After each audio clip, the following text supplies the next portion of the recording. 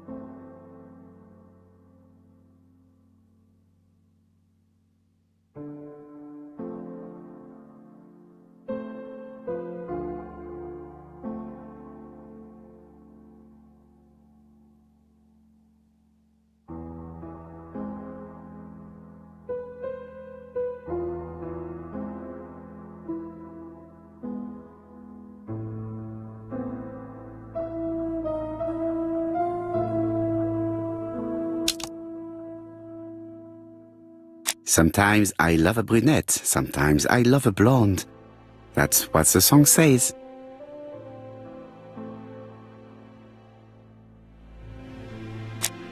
The song says, sometimes I love a blonde who comes from Eden by way of Sweden.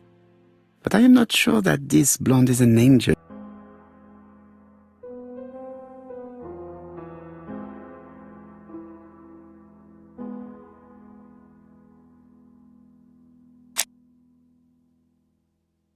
Donald is always on edge.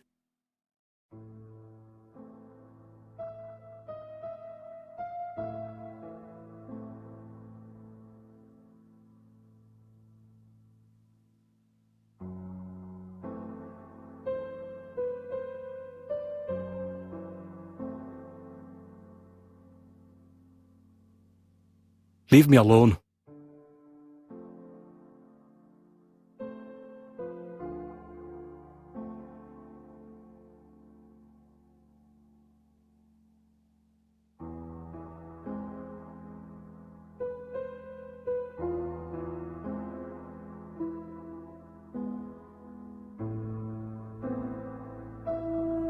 Leave me alone.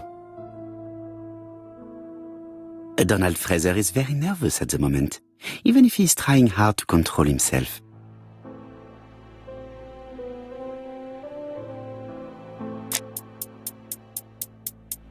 She appears to have taken more care with her appearance than the last time.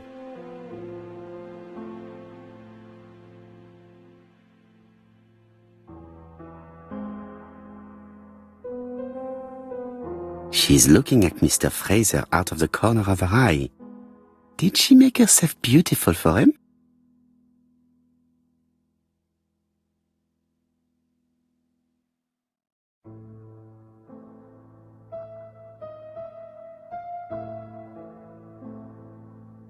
I ought to concentrate on my guests. Franklin Clark always seems at ease, regardless of where he is. Something that's unique to people who travel. I wish to thank you all for coming. I wanted to bring everyone close to the victims here in order to unmask the murderer. Get to the point, Mr. Poirot. What do you want from us?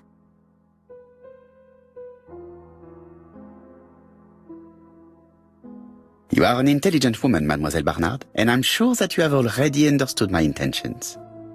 You think that if we put our heads together, we might come up with something new? I am convinced of it. What I ask is that you search your memories. The murderer must have left some trace. Yes, he must have prepared his crimes very carefully. Tout à fait. He did not get to Bexhill at midnight in order to strangle a young girl whose name by chance starts with P. Must we go into that?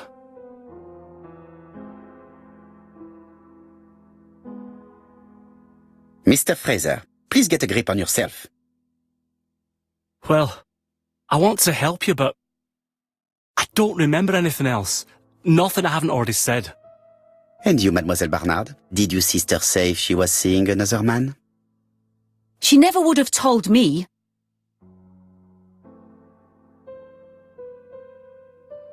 Why would she hide the fact from you?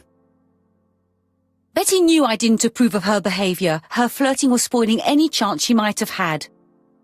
Tell me, mademoiselle, what did you talk about with your sister? Silly things. Her new dress. She wanted a pair of black stockings to go with it. Mother bought her a brand new pair. The day it happened, she was crying. And to think that Betty never even wore them. Poor Mummy. Your sister used to sing, I believe. Did she ever perform in public? She dreamt about it, but she had a very bad cough. It troubled her greatly. She had to cancel auditions and miss lots of opportunities. A pity. Yes, she sang well, but that doesn't tell us much about the murderer. Qui sait? In any case, we now have enough information to draw up a relatively precise psychological profile. Let us now try and get our brain cells to work.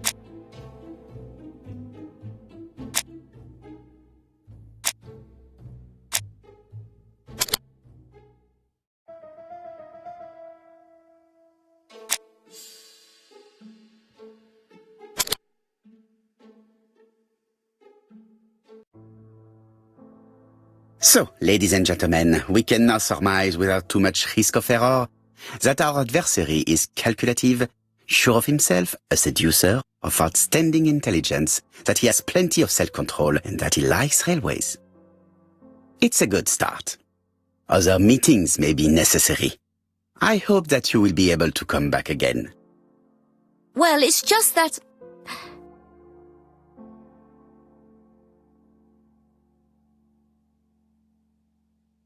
Well, Mademoiselle Drower, do you wish to help us or not?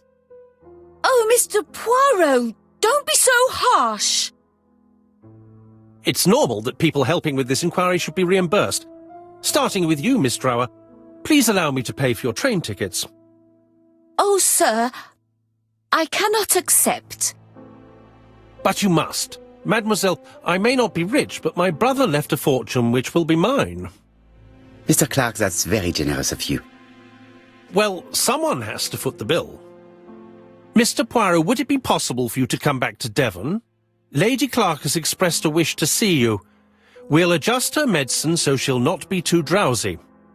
But of course, I shall come the day after tomorrow if it is convenient. Thank you all for coming. We will meet again soon. The meeting was most fruitful.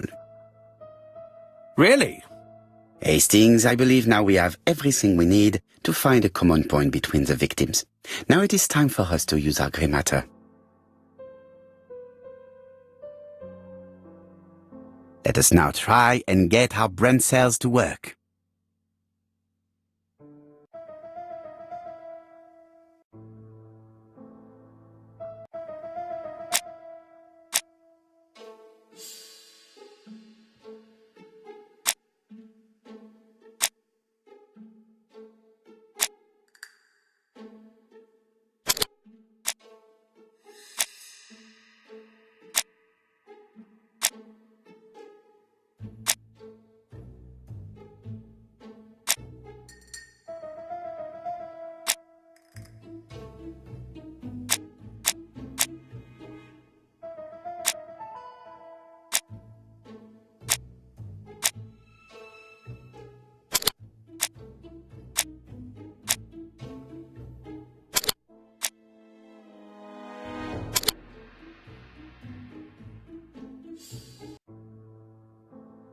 The first two victims suffered from bad throat, and that was precisely the specialty of the third victim, Dr. Clark.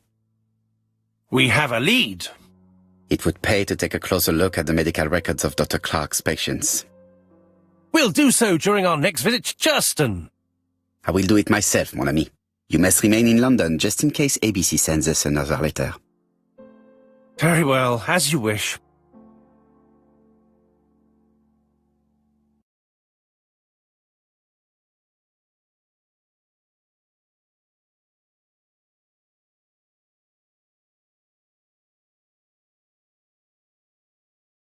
Thank you for coming, Mr. Poirot. Lady Clark is waiting for you in her bedroom on the first floor. Please excuse me, I cannot stay for the interview. I've to take Miss Gray to the station to see our lawyer in Torquay.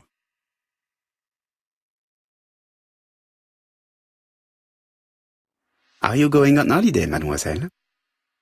Not exactly, Mr. Poirot. Miss Gray very kindly stayed with me to settle my brother's affairs, but naturally she prefers to find a position in London. Ah, très bien. I'll be absent all morning, Mr. Poirot, but the nurse is coming soon. She's to ensure that the dose of medicine doesn't make our patient drowsy. Thank you, Mr. Clark. Have a nice trip, mademoiselle.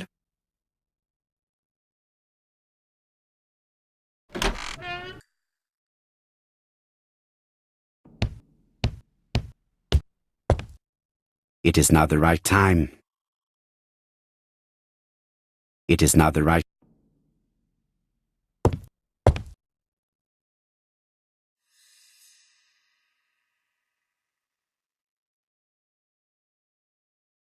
I do not need to... It's closed.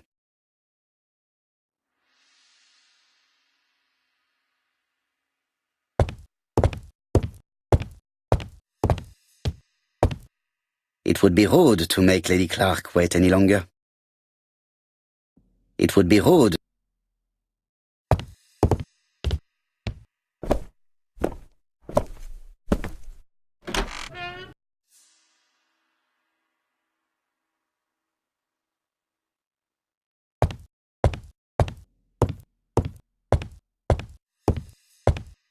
It would be rude to make Lady Clark wait any longer.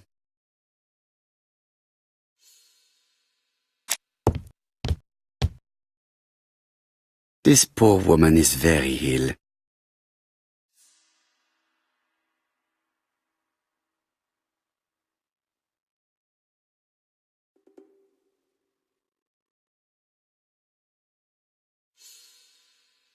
This woman is suffering. She is in no state to have a conversation.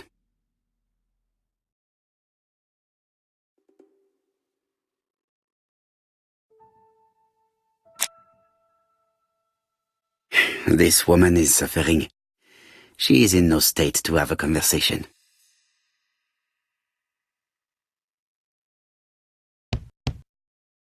It would be rude.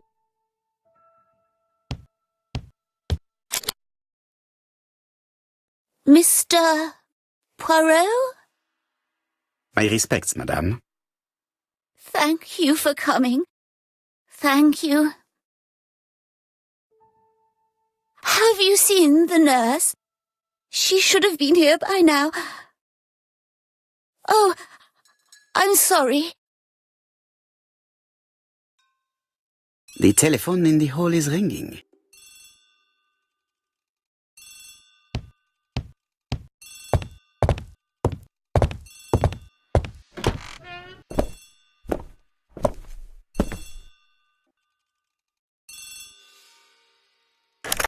The Clark residence.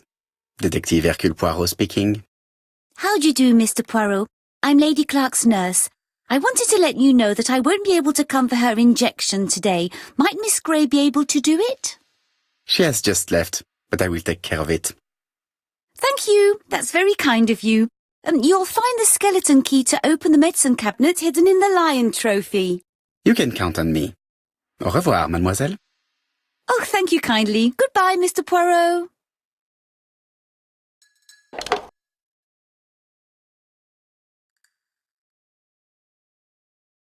It is not the right...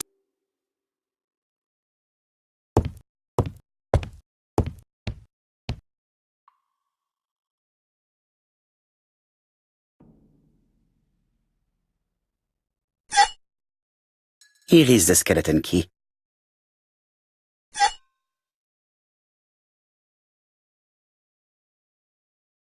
April 1925, Aceh Province, Sumatra.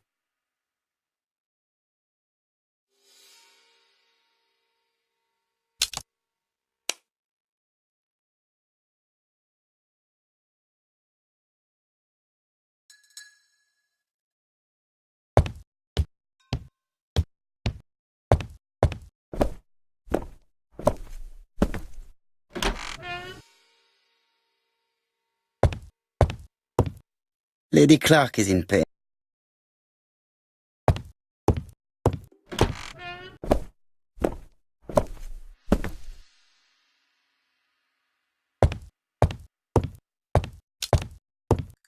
Lady Clark is in pain. I have to give her an injection of...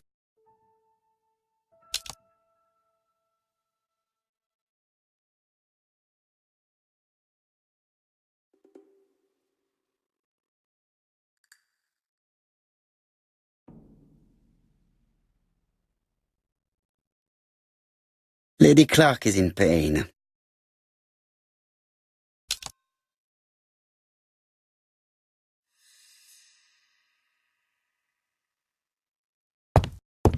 It is not the right time.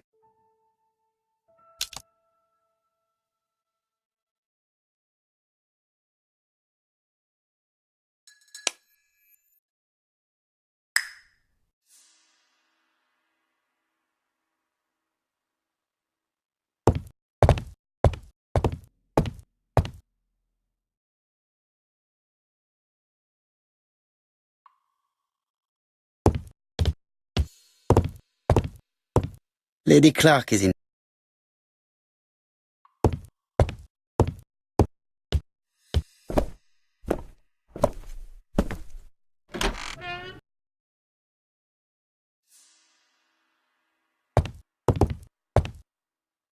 Lady Clark is in pain.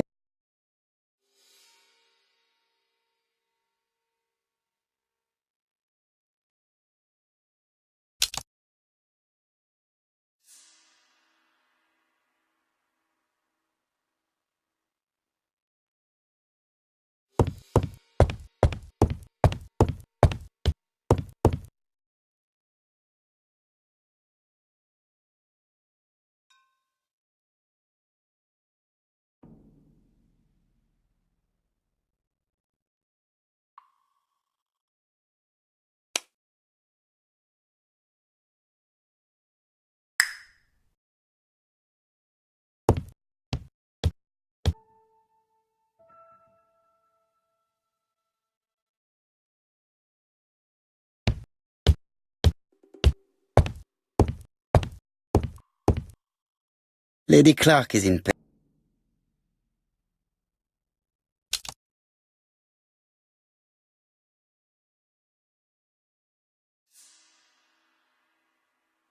Lady Clark is in pain. I have to...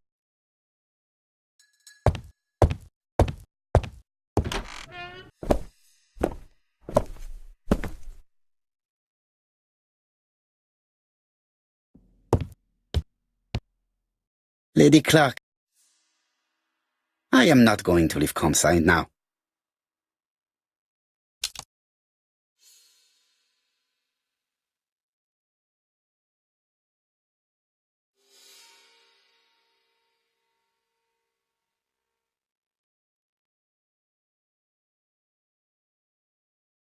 This skeleton key would be very useful for opening the locks I have not yet been able to open.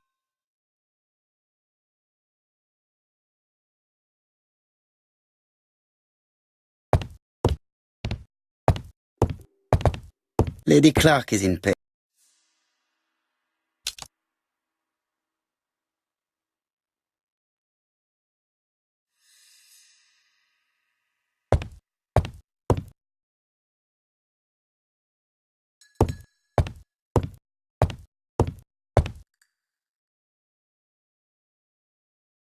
Lady Clark.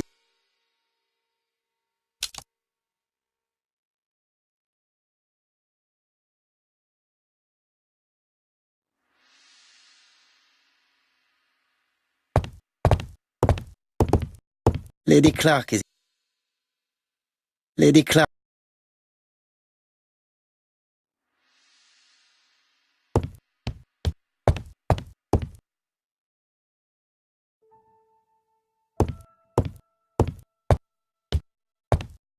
It is not the right time.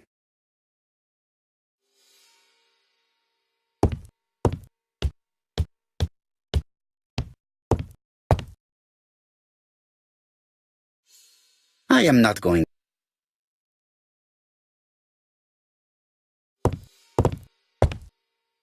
Lady Clark is...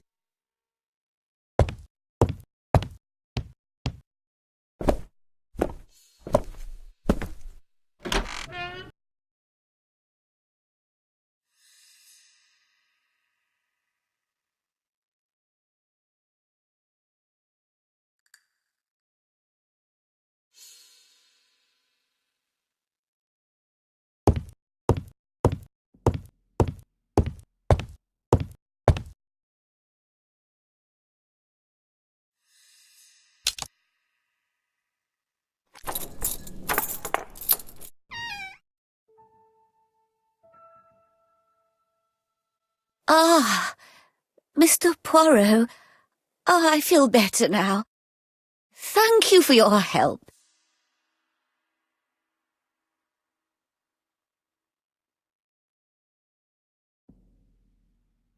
You asked for me, chère madame? Yes, yes, of course, I wish to speak with you. But what was it about? No doubt. You wish to talk to me about what happened to your husband? Ah, yes. Oh, poor Carmichael. Has the madman who killed him been caught? Not yet, chère madame. There was a great many people in Cheston on the day of the murder. Indeed. People go straight to the beach. They don't come near Coomside. So, there were no strangers around the house that day? Who said that? The people who live here. Your brother-in-law, Miss Gray. Miss Gray? Oh, I don't like her. Franklin wanted her to stay, but I insisted she should go, immediately.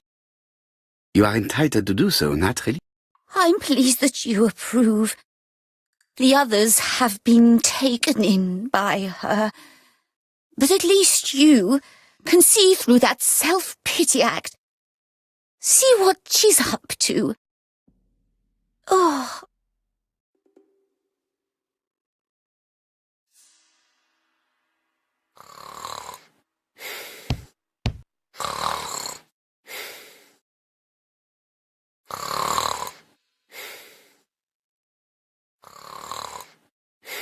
I've finished with this subject. I've finished.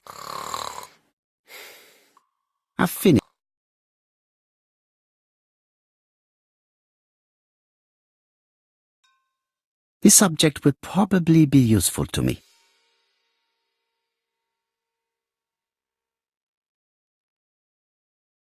I've finished with this.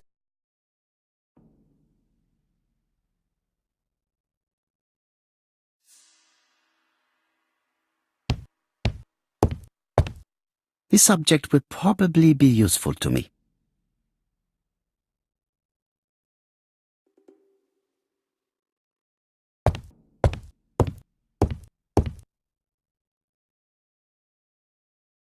This couple appears to be having fun.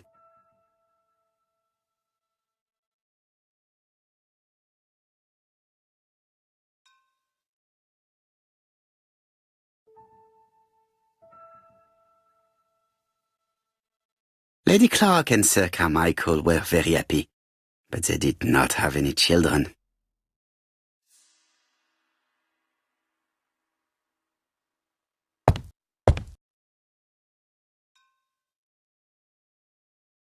This subject will probably be useful to me.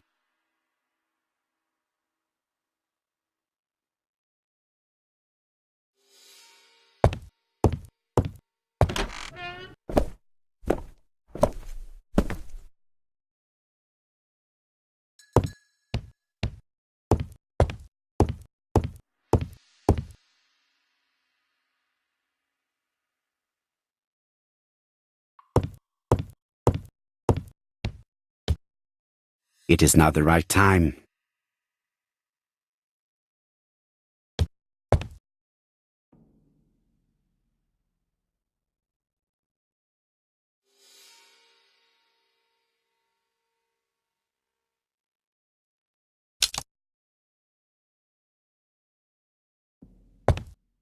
I must find a way.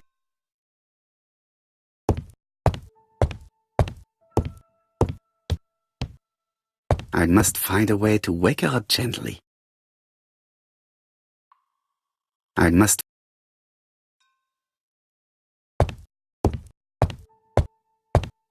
find a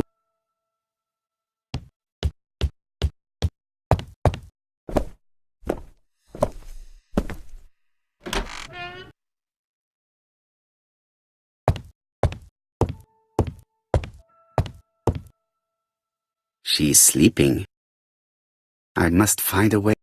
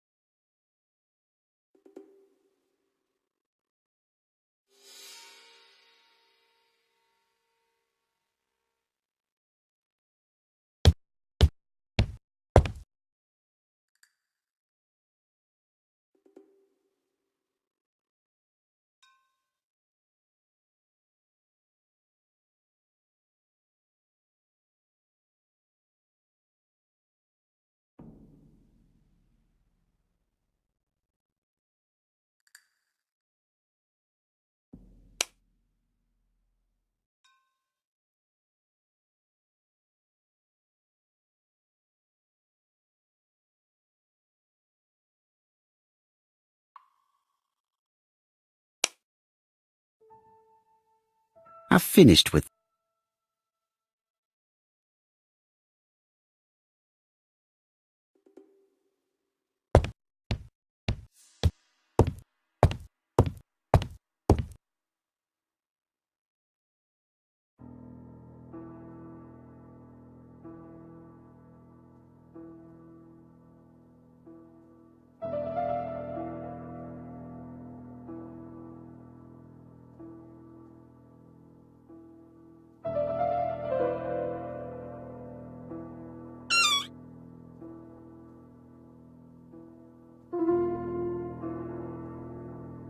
This part appears to be working.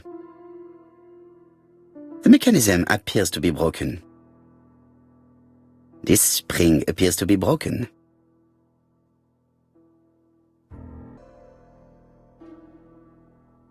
The mechanism appears to be broken. The mechanism appears to be broken. This part appears to be working. The mechanism appears to be broken.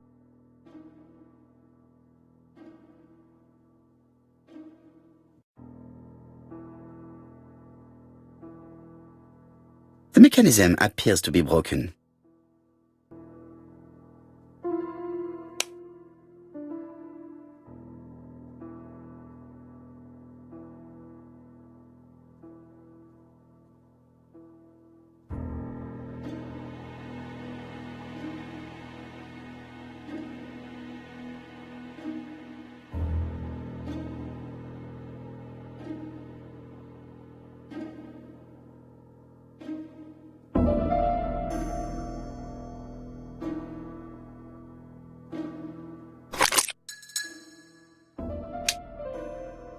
I hope that Hastings will not be cross with me.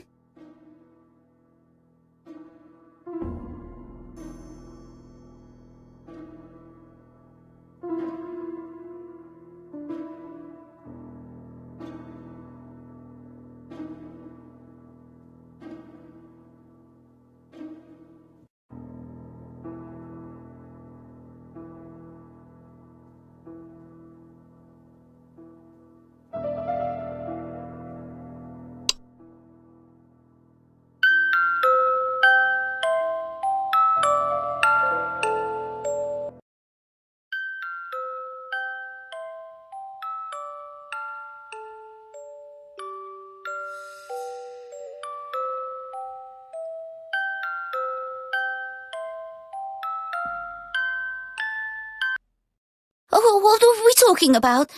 Ah, yes, Thora Grey. Oh, Carmichael had great esteem for her, but for me she was nothing but a hypocrite.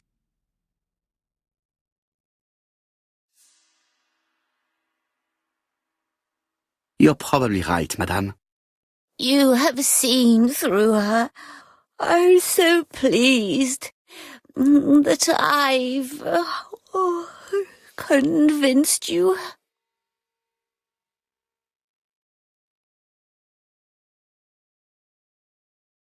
You are very harsh. Do not forget that the girl is an orphan. Yes, and she used the fact to get around men. Take Franklin. He's fallen for her sweet-talking charms. Oh, he's a lovely boy, very plucky and sure of himself. But so naive, oh, when it comes to women.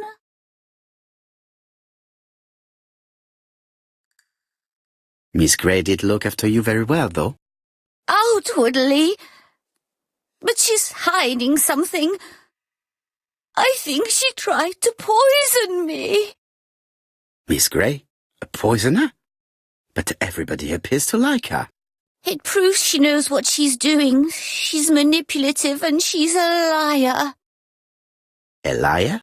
Let's see, didn't she say that on the day of the crime nobody was around Coomside? That is correct. Well, at 11 o'clock I saw her talking to someone. Really? And what was this man like? An ordinary sort of man with a very plain face. Oh, I don't remember well. Was he a gentleman? No, he was not a gentleman. It would be best to leave her to sleep now. The telephone in the hall is ringing.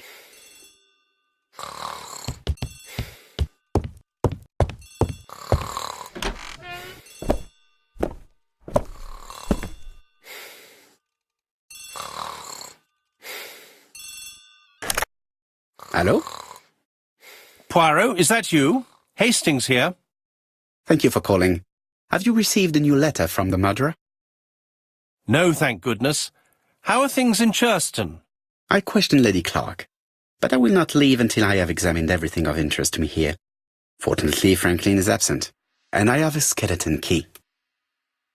Have you seen Thora Grey again? Briefly.